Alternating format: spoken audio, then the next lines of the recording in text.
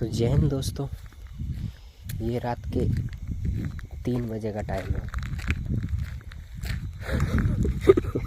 कुछ भी अजीब सा दिखता तो फट जाती है ना रात को। लेकिन दोस्तों काफ़ी दिनों से ऐसा हो गया कि डर लगना बंद हो गया है। अब आप देख रहे हैं कि मैं अभी साइड से आया हूँ, 3 बज रहे रात के। चारों तरफ सन्नाटा है और एक खामोशी है। ठीक है, इस बीच में तो सबसे अच्छी चीज़ है ना, इस टाइम पे ऐसा पूरा नेचर सोया हुआ है।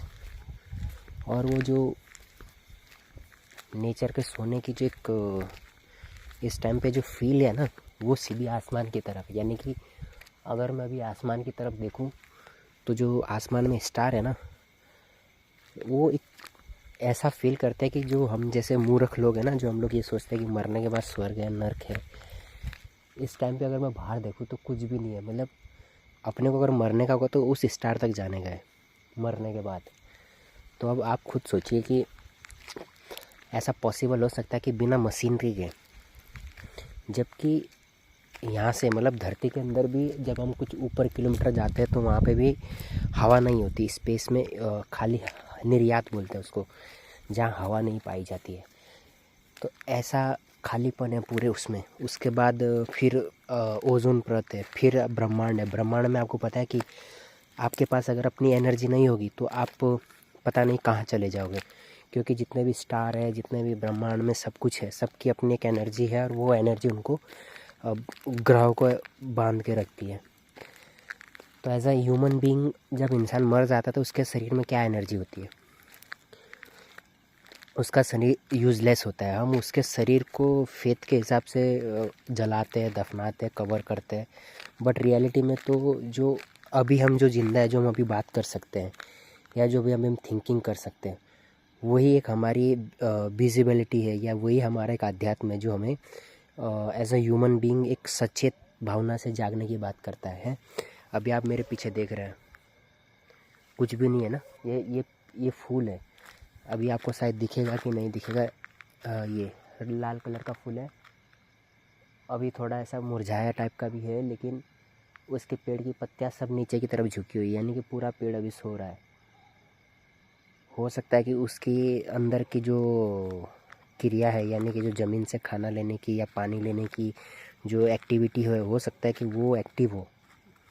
क्योंकि सांस ले रहा है तो जाहिर सी बात है उसके अंदर कुछ ना कुछ एक्टिविटी चालू होगी। इंसान के अंदर भी वही होता है, इंसान सो जाता है मगर इंसान का ब्रेन चालू रहता है।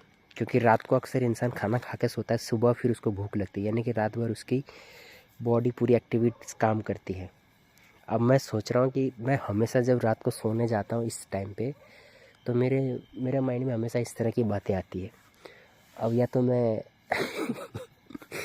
कुछ ज़्यादा ही डीप घुस जाता हूँ इस चीज़ में, लेकिन सोचा एज ए ह्यूमन बीइंग, मैं भूत प्रेत की बात करते हैं हम लोग।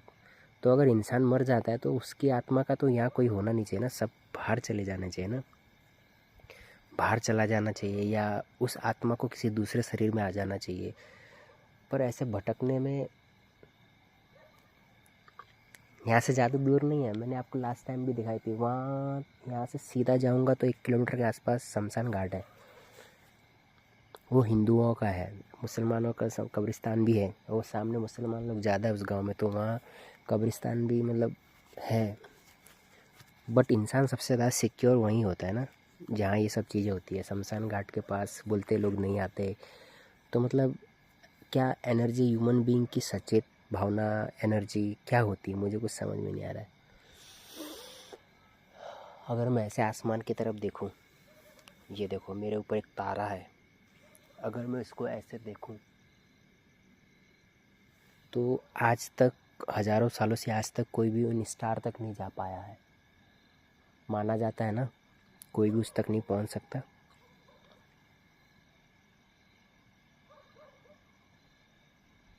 और जो क्लाइमेट जो इस अर्थ पे है, कहीं ऐसा तो नहीं कि हम ही इंसान लोग ही एलियंस हैं। मतलब इंसान के साथ साथ सारे जानवर एलियंस की तरह ही है।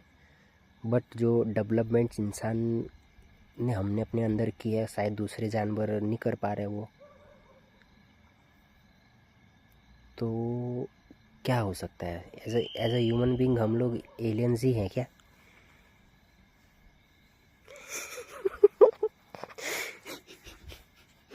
दो चार लोग और साथ में रहे मेरे जैसे तो हम लोग शायद नासा की रेड मार देंगे भाई।